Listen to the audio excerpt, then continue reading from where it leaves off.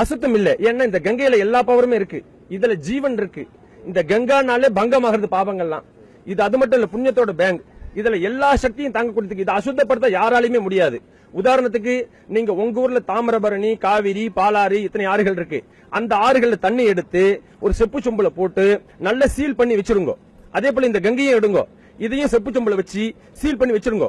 ஒரு வருஷத்துக்கு அப்புறம் அதை திறந்து பாருங்க, இந்த பாகி நதிகள் இருந்த தண்ணி எல்லாம் ஒண்ணுமே இருக்காது. ஏன்னா அதெல்லாம் ஃபேக்டரியாவா மாறி புழு பிடிச்சி அந்த இடம் தண்ணியே காணா போயிடும், அந்த ஃபேக்டரியாவே. ஆனால் இந்த கங்கை தண்ணியை எத்தனை வருஷத்துக்கு அப்புறம் நீங்க உடைச்சு பாருங்க, அந்த தண்ணி எந்த அளவுல வச்சீங்களோ அதே அளவிலே இருக்கும். இது சத்தியம். மதங்கள் அந்த ஆற்றை புனிதம் என்கின்றன. அறிவியல் அந்த ஆற்றை பற்றி என்ன சொல்லுகிறது என்பதை ஆங்கிலத்தில் அந்த வரியை அப்படியே சொல்லுகிறேன். The most fifth polluted water in the world என்று சொல்லுகிறேன். உலகத்திலேயே மிகவும் மாசுபடுத்தப்பட்டு போயிருக்கிற 5வது பேராறு கங்கை.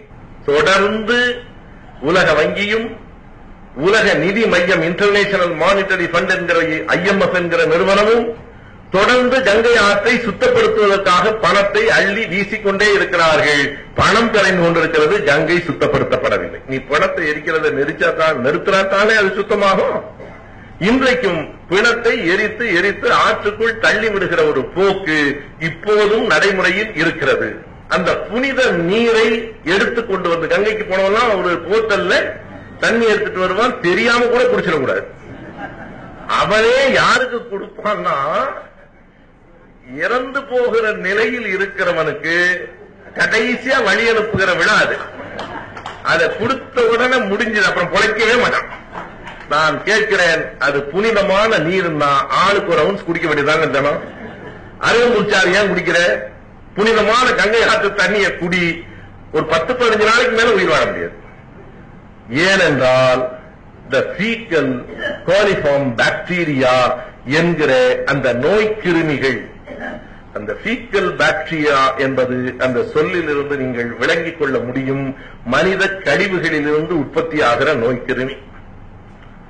அது பொதுவாக ஆறுகளில் இருக்கும். பொதுவாக இருக்க வேண்டிய இருக்கக்கூடிய அளவை காட்டிலும் 120 மடங்கு கங்கை ஆற்றில் கூடுதலாக இருக்கிறது. என்ன விளைவு? ஹைதராபாத்தில் இருக்கிற அணுசக்தி தேசிய மையம் 2 ஆண்டுகளுக்கு முன்னால் ஒரு அறிக்கை விட்டிருக்கிறது. கங்கை ஆற்றை சுத்தப்படுத்தாமல் வைத்திருந்தால் மிக விரைவில் நாடு முழுவதும் புற்றுநோய் பரவும். அண்மையில் வந்திருக்கிற செய்தி.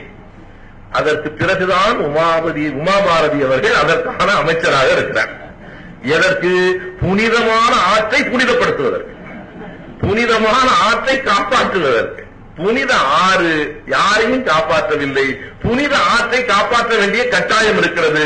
1985 ஆண்டு மட்டும் உலக வங்கி $2.2 கோடி பணத்தை அதற்காக கொடுத்தது. 2.2 கோடி அல்ல, டாலர் 60 பெருக்கணும்.